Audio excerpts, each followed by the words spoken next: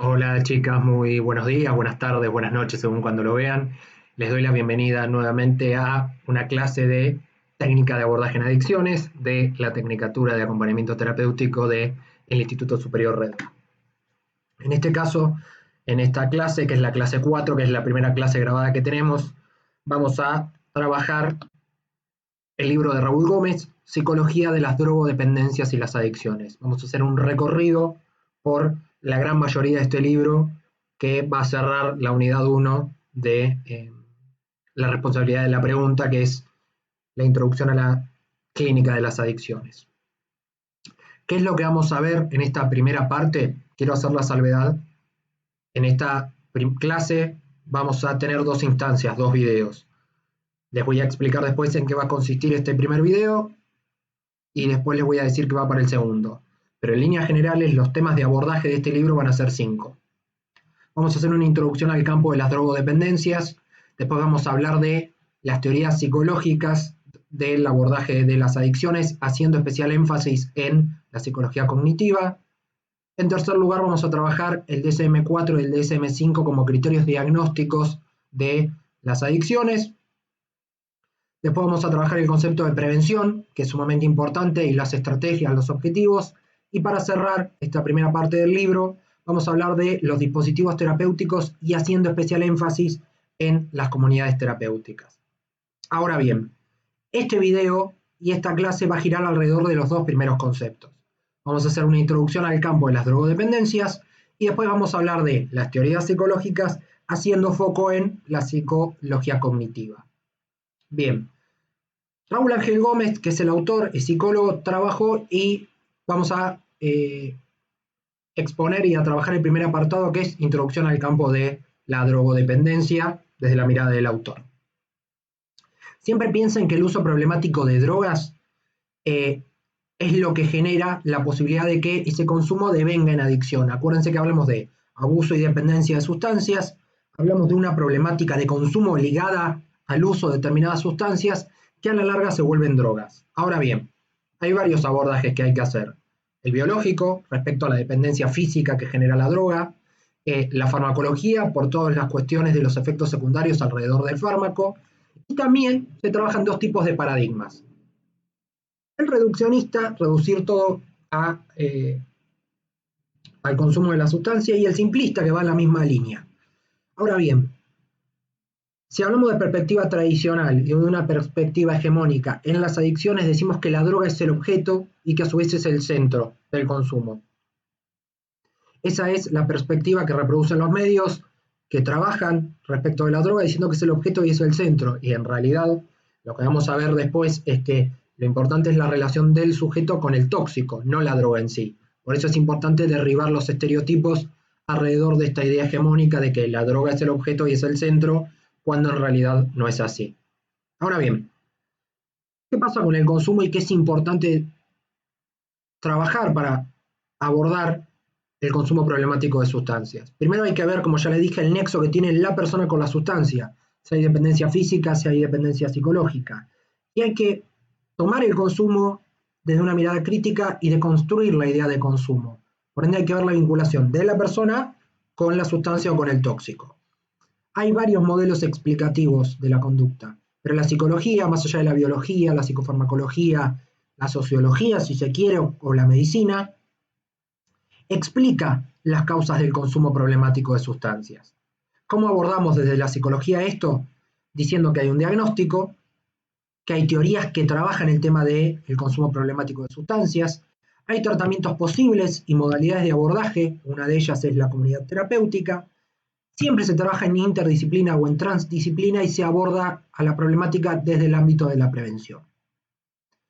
El consumo problemático es importante entenderlo y pensarlo no solamente desde la sustancia en sí por el hecho de que pueda generar una adicción, sino que la adicción, como ya lo dijimos, etimológicamente significa sin palabras. Cuando una persona se queda sin palabras para decir algo, lo actúa y recae en algún tipo de sustancia. Por ende hay que entender la relación del sujeto con el tóxico, para así poder entender la conducta adictiva, el comportamiento y también la etiología o la causa del consumo. Eso es sumamente central. Además, es vital pensar en una tríada en la cual está sumergida la problemática del consumo. La droga, cannabis, heroína, puede ser adicción al trabajo, al sexo, a los juegos, a internet, a lo que sea. Ese sujeto que establece una relación con el tóxico y a su vez una sociedad que tiene una mirada respecto del vínculo que tiene el sujeto con la droga. Es importante entender que a veces los medios de comunicación reproducen este discurso hegemónico de que la droga es el centro y es el objeto, cuando en realidad el problema radica en qué relación establece esa persona con ese tóxico. Hay que ver qué es lo que dice el discurso oficial y qué es lo que dicen las distintas teorías de la psicología alrededor de el consumo problemático, para entender los valores y los intereses en juego alrededor de eso. Entender que la vida cotidiana se ve obturada por el consumo problemático de sustancias y por las adicciones, afectando las identidades, ¿sí? Y las culturas juveniles que también naturalizan la cuestión del consumo por una cuestión de experiencia, de experimentación y demás. Ahora, un concepto que vamos a ver en la unidad 3 va a tener que ver con las nuevas adicciones, que son las adicciones comportamentales, estas que les comentaba antes.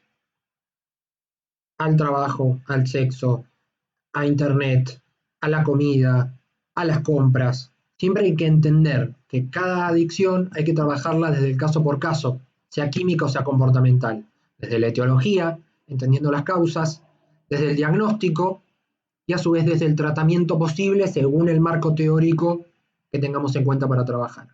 Pero siempre hay que trabajar desde la causa, el diagnóstico y el tratamiento. Lo que está puesto en jaque es el tema del diagnóstico, ¿por qué? Porque hay muchas aristas. De hecho, en la unidad 1 que estamos cerrando vamos a ver psicología cognitiva, vamos a ver adicciones comportamentales, y en la unidad 2 vamos a trabajar 2 papers de investigación que abordan la problemática de las adicciones desde un marco psicoanalítico, pero siempre hay que tratar de entender la causa de las adicciones, pensando que siempre las personas que trabajamos en la clínica y desde lo cotidiano como acompañantes terapéuticos, como psicólogos en mi caso, o como profesionales de la salud mental en general, siempre tenemos que ver qué vínculo establece la persona con la sustancia, más allá de la dependencia física o psicológica y el abuso que haya alrededor de ella. Ahora, el consumo problemático genera dificultades sociales, por esto de la relación con la familia, con el entorno, como ya lo vimos, legales, porque uno a veces transgrede la ley en función de eso, y sanitarios, por todo el daño que genera el consumo problemático en el propio cuerpo. Ahora, siempre es importante entender que el consumidor problemático tiene un doble estatus. Es enfermo porque tiene una relación complicada con el tóxico y a su vez es delincuente porque hay que ver qué medios utiliza. Eso es una mirada muy conservadora, si se quiere, porque en realidad hay que ver qué es lo que le pasa a la persona con el tóxico. Si la persona transgrede la ley, tendrá sus razones, pero lo problemático oscila alrededor de esos dos polos. Siempre hay que entender que las adicciones son un problema porque hay un patrón compulsivo de consumo alrededor de eso y hay un deterioro progresivo, tanto psicológico como físico, en relación al patrón compulsivo de consumo y esa repetición del uso y abuso de las sustancias, porque a fin de cuentas la persona establece un vínculo patológico con la droga. Ahora, hay diferentes miradas alrededor de la problemática de las adicciones, entendiendo que hay que trabajar desde la transdisciplina para sacar adelante el caso por caso. La psicología, el psicoanálisis, la terapia cognitiva, la sociología, la cuestión interpersonal, la medicina y la psicofarmacología tienen que trabajar en coro para poder, desde la transdisciplina, abordar las adicciones. Ahora, hay que entender que hay factores de riesgo, como dijimos, este tema de la mayor exposición al consumo, y factores de protección, el resguardo frente a situaciones potenciales de consumo. Gómez plantea el concepto de región interdisciplinaria como un concepto clave, porque se tienen que cruzar 3 disciplinas para poder hacer abordaje de las adicciones. La psicología, entendiendo las causas del comportamiento y del consumo problemático en sí, el derecho por la cuestión legal y la psicofarmacología para poder entender el funcionamiento de esas sustancias. Si yo les digo que la droga no existe, ¿cómo es eso de que no existe? En realidad existe la sustancia y el sujeto crea la sustancia en droga por alguna cuestión problemática interna que no ha podido resolver. Tiene una relación problemática con ese tóxico y hay un patrón de uso en determinadas situaciones. Se pelea con la mujer, se pelea con la madre, se separa, se queda sin trabajo. La adicción es el problema porque no se puede poner en palabras eso que le está pasando. Hay una repetición patológica, una compulsión al consumo que de un uso va a pasar a un abuso y de un abuso va a pasar a una dependencia, y va a haber un escaso control. Al haber un escaso control, ahí adviene el consumo problemático. Cuando hay repetición, compulsión y escaso control. Siempre entendiendo que las adicciones en sí son fenómenos multicausales, no tienen una sola etiología, tienen varias. El rol de los medios es importante porque no hay que generalizar. Cada área da una respuesta diferente. Desde lo educativo se da una estrategia, desde el profesional de la salud se da otra, desde el Estado se puede dar otra. Pero no hay que transmitir mensajes globales desde los medios. ¿Por qué? Porque hay que trabajar las adicciones desde el caso por caso. Como hablamos de que el mensaje no tiene que ser global en los medios, tenemos que entender que en cada cultura el consumo de la droga es singular. ¿Sí? En cada sociedad o en cada cultura el valor de la droga es diferente. Si no está aprobado el uso, se habla de abuso. La nicotina está aprobada, hablamos de uso y de consumo. No es consumo problemático, porque se supone que está avalado. Con el alcohol lo mismo. Ahora, siempre es importante entender por qué en cada cultura se produce ese aval respecto al uso de determinadas sustancias, desde la enseñanza, desde la formación y entendiendo el contexto histórico, social y político que está atravesando ese país en ese momento alrededor del consumo de drogas. Ahora bien, uno tiene que buscar modelos explicativos para poder repensar a las adicciones como algo problemático, como un consumo problemático. Cuando les hablaba de esta región interdisciplinaria que plantea Gómez en el texto, habla de un doble estatuto desde la ley penal 23.737, de catalogar a la persona con consumo problemático como enfermo y como delincuente. Delincuente porque puede transgredir una norma y un consumo que no está socialmente aceptado, y una persona enferma porque tiene un problema o un patrón recurrente de consumo de sustancias que, por repetición, compulsión y escaso control, termina siendo un problema para la persona. Ahora, si yo veo que es enfermo y que es delincuente, termina afectando mi rol profesional. Yo me tengo que correr desde ese lugar para hacer el abordaje de las adicciones. Y entender que la psicología viene a promover un nuevo ámbito de trabajo y un nuevo discurso alrededor de cuáles son los patrones, cuáles son las causas de consumo. La psicología y el acompañamiento terapéutico trabajan las estrategias y las prevenciones, ¿sí? O las modalidades de prevención alrededor de entender las adicciones como consumos problemáticos, siempre pensando teorías que trabajen eso. Ahora, ¿cuál es el rol de la psicología, del acompañamiento terapéutico en esto? Siempre piensen que hay una conducta que es repetitiva, que es complicada, que se va a abordar desde una teoría psicológica. La teoría psicológica puede ser el psicoanálisis, que vamos a ver más adelante, la terapia cognitiva, pero siempre hay un modelo explicativo alrededor del consumo problemático de sustancias. Sobre la base de la conducta, la teoría que me permite explicar que haya un modelo que le dé sentido para analizar ese consumo problemático, ahí vamos a poder hacer un abordaje posible de esa conducta problemática. Vamos a refrescar ciertos conceptos claves para tener en cuenta. El abuso de sustancias, acuérdense que es un uso desmedido en el consumo de alguna droga, de alguna adicción comportamental, química, lo que sea. Puede haber un deseo o no, pero la idea es que haya un deseo o un impulso de consumir, que es el craving. Una vez que pasa eso, va a haber una dependencia física, desde lo orgánico se va a necesitar el tóxico, o psíquica, porque tapa la causa de algo que nos está diciendo. Algo muy importante también es la patología dual o la comorbilidad alrededor de la adicción. ¿Por qué?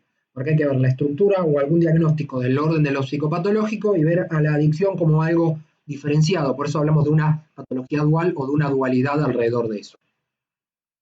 Hablamos de abstinencia, que es cuando una persona deja de consumir esa sustancia. Tolerancia, que es cuando el umbral de consumo se va cada vez subiendo y va aumentando cada vez más y más. Y la politoxicomanía, que es justamente las adicciones o las relaciones intensas, no solamente con un tóxico, sino con varios.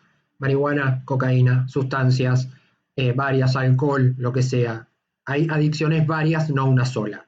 Ahora, cuando hablamos de una persona que consume, no, me gusta hablar, el otro día escuchaba a una trabajadora social hablando de esto, no hablar de consumidor, sino hablar de usuario, ¿sí?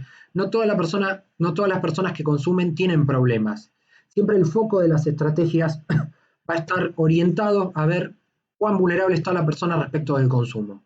Y si hablamos de vulnerabilidad, hablamos de factores de riesgo, que es la mayor probabilidad o la mayor exposición al consumo, o factores de protección, que tenía que ver con la influencia de ser resguardado por el entorno para no consumir. Hasta acá la introducción de la primera parte, espero haber sido claro. Ahora voy a hablar de la psicología cognitiva y qué dice la psicología cognitiva respecto de las situaciones de consumo, que no es algo muy común que yo dé, pero está bueno que tengan en cuenta que la psicología cognitiva tiene aportes muy interesantes para pensar la clínica y el abordaje de las adicciones. Bien, si hablamos de trastorno y hablamos de reduccionismo, tenemos que pensar que hay nuevos paradigmas, no hay que hacer un reduccionismo del trastorno o del consumo de sustancias. Ya hablar de el consumo de sustancias como problemático es hablar de trastorno. Y si hablamos de trastorno, decimos que hay un déficit biológico, hay un problema biológico y hay una causa que responde a la cuestión del consumo. El consumo a la larga va a generar un impacto en el sistema nervioso, pero la causa del consumo no solamente es biológica, también es psicológica. Por eso decimos que hay una dependencia física y una dependencia psicológica respecto del consumo. Si hacemos reduccionismo, tal como les dije, nos centramos en lo biológico. Lo biológico por sí solo no explica el acto de consumo. Y los medios generan un mensaje simplista de que la droga es el problema y es el centro, y en realidad hay que trabajar el caso por caso.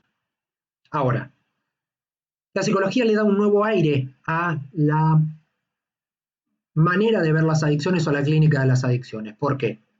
Porque hay que ver que la conducta tiene determinantes. Hay modelos explicativos que abordan las situaciones de consumo y entendemos que la psicología va a explicar la etiología del consumo problemático. Hay otros abordajes, el social, el biológico, pero la psicología tiene una centralidad porque explica las causas de ese consumo problemático. Dentro de todas las teorías, tenemos las teorías del aprendizaje, que son propias de la psicología, y también dentro de ellas está la psicología cognitiva. Tenemos el condicionamiento clásico, el operante y el aprendizaje social. Watson, el tema del perro de Pavlov.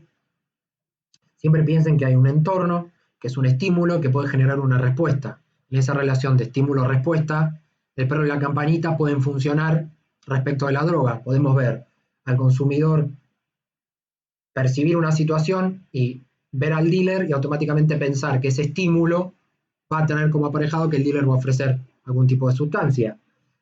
Otra teoría interesante es la de Lazarus y Fogman, que hablan del estrés y las estrategias de afrontamiento. Las situaciones generan estrés de exposición al consumo, pero hay que promover estrategias de afrontamiento para que las personas puedan salir airosos de las situaciones en función de aumentar la protección y disminuir el riesgo.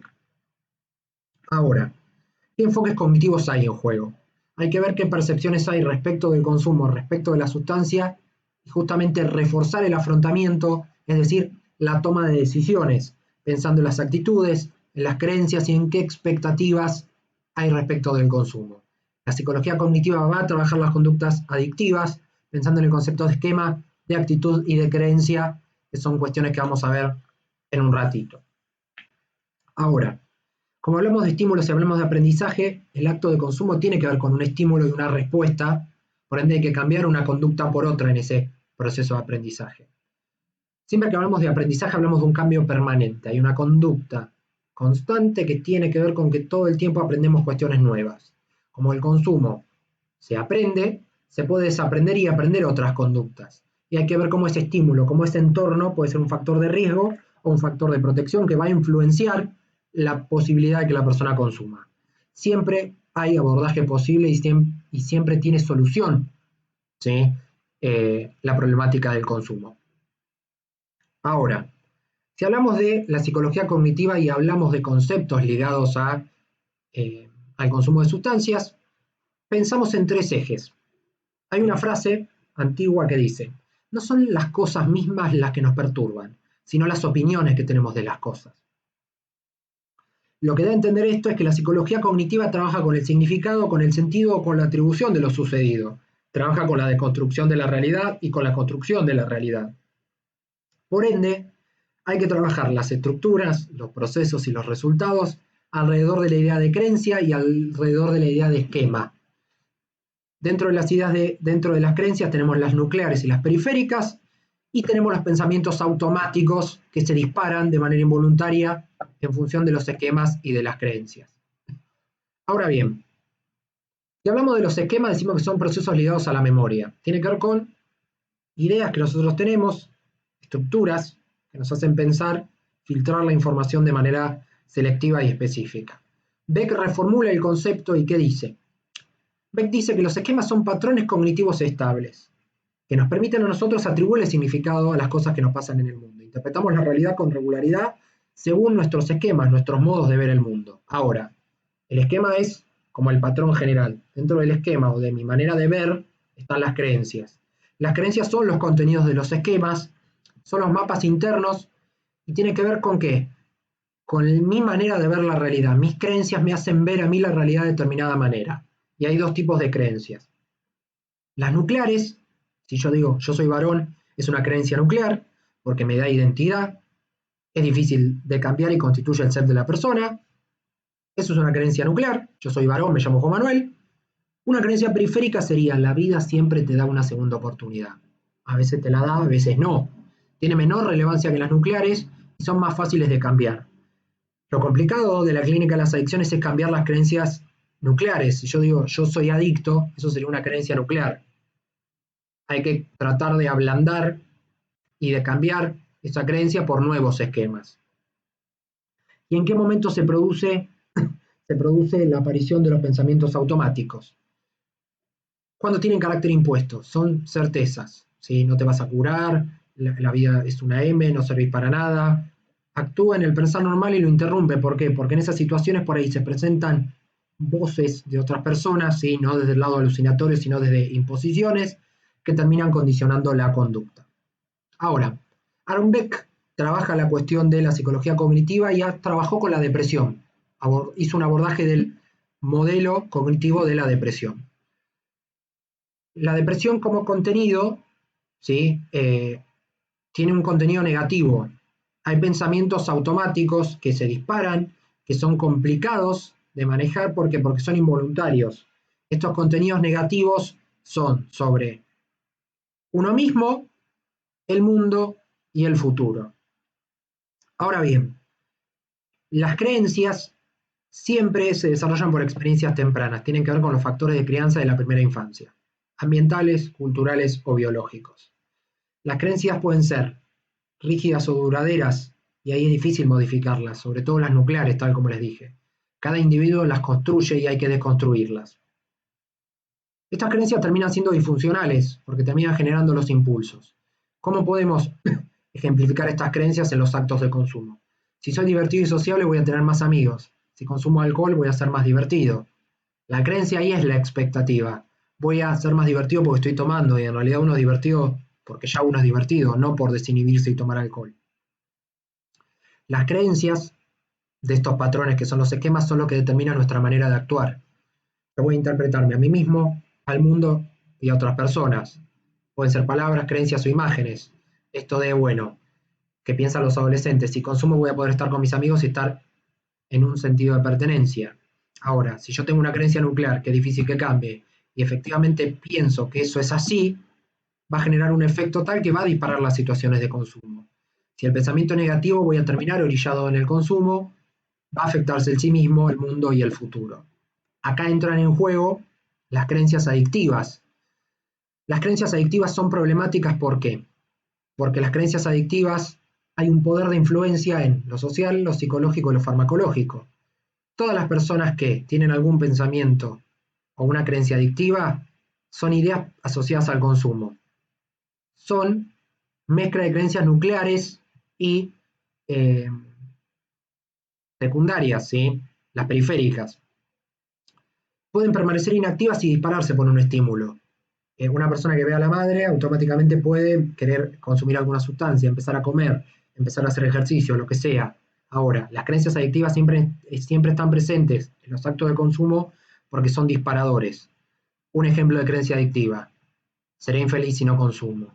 Voy a perder a mis amigos si no hago tal cosa. No puedo ser feliz a menos que consuma. Hay que pensar que además de la creencia, hay un querer y hay un hacer. Hay un deseo de consumir, que es el craving, y el impulso, que es el hacer, que es llevar al acto ese deseo.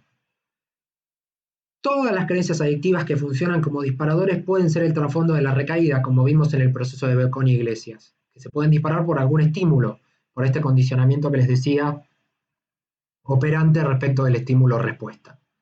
Las creencias adictivas también tienen otros ejemplos. Si yo tomo esto me va a dar fuerza, poder, voy a estar vigoroso, va a mejorar mi rendimiento. Se va a necesitar la sustancia para estar equilibrado, tanto emocional como psicológicamente, y ahí viene la dependencia física y psicológica. Siempre las creencias adictivas son ideas funcionales. Uno está tranquilo, se dispara la idea disfuncional y automáticamente la persona consume.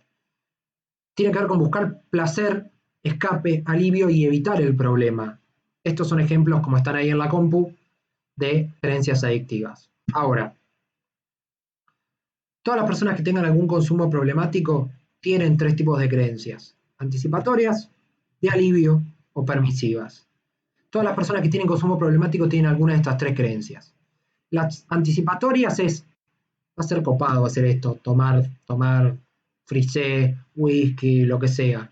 Todo está ligado a la expectativa de recompensa, como vimos en metodología de la investigación. A mayor satisfacción, mayores creencias románticas sobre el consumo. Esta noche tengo joda, me la doy en la pera, es algo anticipatorio, estoy preparándome para el acto de consumo.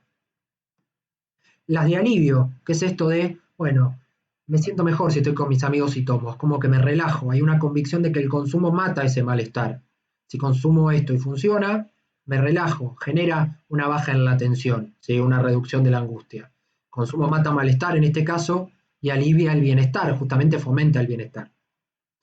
Y las permisivas van a tener que ver con qué, lo puede manejar, solamente los débiles no pueden controlar la droga. Esto de habilitar el consumo, legitimarlo, autorizarnos, aceptar que podemos consumir, como estoy mal, está bien que consuma, y en realidad no. ¿Sí? Lo que tenemos que entender es que nada justifica el acto de consumo, se va de la realidad, pero hay que tratar de salir de esas situaciones. Estas creencias adictivas de la psicología cognitiva hay que trabajarlas porque se arraigan y se instalan y se naturalizan. Son muy resistentes al cambio. Y son la causa del consumo de sustancias. Hay que entender que las creencias desde la psicología cognitiva es lo que genera como respuesta el acto de consumo. Siempre hay que trabajar el sistema de creencias para evitar o afrontar las situaciones de alto riesgo. Hay que trabajar eso. La psicología cognitiva busca reducir esas reacciones emocionales contraproducentes, modificando los pensamientos erróneos para generar nuevas pautas de conducta, cambiar las creencias, cambiar los esquemas y generar nuevas pautas de aprendizaje para poder promover un proyecto de vida saludable. Ahora, hasta acá lo que es creencias, esquemas y la teoría de Beck en relación a las adicciones. Ahora vamos a hablar de la psicología cognitiva, pero desde la teoría de la conducta planificada. Vamos a ver una primera teoría de Asgen y Fishbein y después vamos a ver las modificaciones que hace Asgen sobre la conducta planificada. Cabe destacar que la teoría de la conducta planificada es una reelaboración de la teoría de la acción razonada. ¿Qué dicen estos autores? Dicen que la conducta siempre está determinada por la intención. Si yo tengo la intención de consumir, voy a consumir. El estímulo va a ser tener la intención, o tener la creencia o el craving de, y se va a disparar. ¿Por qué? Porque la intención de consumir va a estar ligada a dos cosas: las actitudes y la norma subjetiva. Siempre piensen que las actitudes son las predisposiciones a hacer algo. Evalúo yo las consecuencias, veo mis creencias y digo, bueno, tengo cierta predisposición a hacer algo. Ahora, las normas subjetivas van a tener que ver con qué, con las creencias que yo tengo inculcadas desde mi entorno y qué creencias tiene mi entorno sobre aprobar o desaprobar determinado tipo de conductas. Ahora, ¿qué crítica le podemos hacer a este modelo? Yo no puedo recaer todo el tiempo en que la persona tenga la intención de o que dependa del sujeto, sino que hay que ayudarlo en ese proceso. Y acá entra en juego este esquema de trabajo de la conducta planificada. Si yo pienso que hay una creencia que es nuclear y que está arraigada y voy a evaluar los resultados, eso automáticamente va a generar una predisposición, una actitud. Pero la actitud por sí sola no alcanza. Siempre va a haber una creencia propia, ¿sí?, normativa, subjetiva, mía y del entorno de si está bien o está mal consumir. Si yo tengo una motivación para cumplir con los referentes y tengo una exigencia, esa norma va a fomentar esa actitud. Y supónganse que una persona que tiene que rendir, se exige, se exige, se exige. Está motivado pero está cansado. Entonces, ¿qué hace?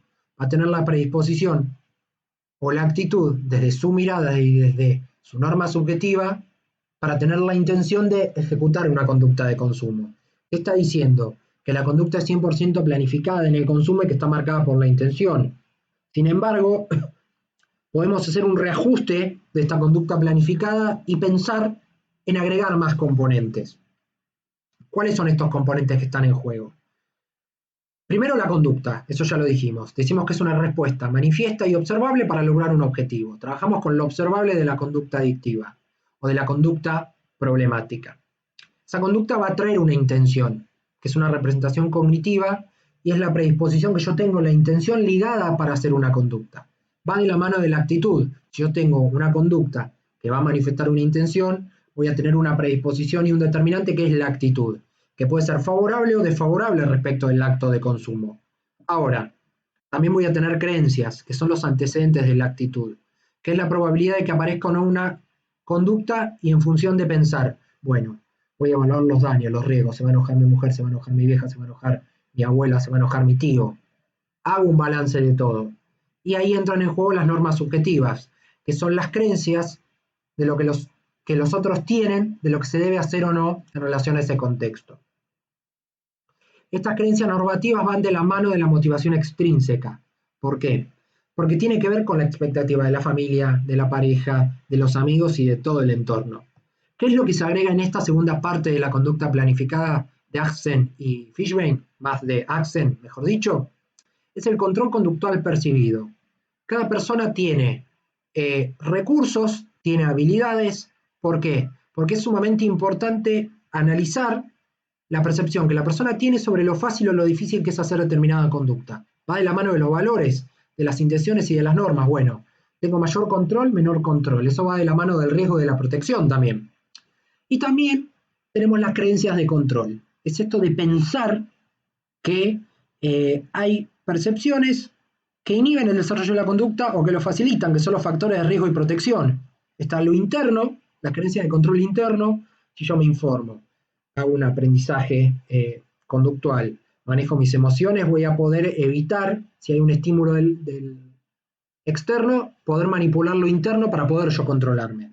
También está lo externo, que es la dependencia de terceros, las oportunidades y el tiempo alrededor de ese control. Yo dependo de terceros y el tercero no está, automáticamente va a ser un problema. Todo está el éxito de la teoría de la conducta planificada. Va a estar en pensar que esta conducta planificada es importante pensarla en promover la salud y en entender que si se modifican las intenciones y se modifican los esquemas y las creencias y las conductas en sí, va a haber una menor posibilidad de que la persona consuma. Y siempre se va a trabajar en las conductas en las cuales la persona no tiene control volitivo, no tiene voluntad o no tiene intención, donde entra en juego el tema de la repetición. Acá está la reformulación que van a ver que es diferente a lo que se ve en la primera. Tenemos la actitud, la norma subjetiva y el control percibido. La persona tiene una actitud, una predisposición, basado en ciertas creencias y en evaluar los resultados. Pero la actitud, para tener intención por sí sola, no alcanza. Va a haber una norma subjetiva también, que tiene que ver con las creencias que tiene el entorno y esa motivación que yo tenga para cumplir con los referentes. ¿Por qué agregan el control percibido? Porque ahí no solamente tiene que ver solamente con el 100% del control que pueda tener la persona, sino que tiene que ver con las creencias de control y evaluar los factores que yo puedo tener en cuenta para yo poder medirme y no consumir y no recaer en situaciones de consumo. Poder tener recursos internos para poder, frente a lo externo, poder afrontar eso o poder evitar las situaciones de consumo. La conducta o la intención, mejor dicho, va a tener como disparador a la conducta. El control percibido va a estar ligado a la conducta. ¿Por qué? Si yo desde lo conductual percibo que no tengo que consumir por esto, por esto, por esto, mi actitud cambia, mi norma subjetiva cambia y mi intención de no consumir es más fuerte que la pauta de consumo. Por ende, el control percibido también dispara un efecto en la conducta. Para ir cerrando ya esta primera parte de la clase, es necesario hacer aclaraciones. Siempre trabajamos con valores y creencias, desde la psicología cognitiva y la clínica de las adicciones, pero siempre trabajamos desde el caso por caso y desde la lógica y las metas de cada persona. La persona puede estar predispuesta o no a transgredir, siempre hay que evitar la transgresión, ir bajándola gradualmente, para que las conductas de consumo sean menores y que las metas de cada persona, las creencias, los esquemas cambien, pero siempre pensando que estos valores y estas creencias se van a abordar desde caso por caso. Hasta acá la clase de hoy.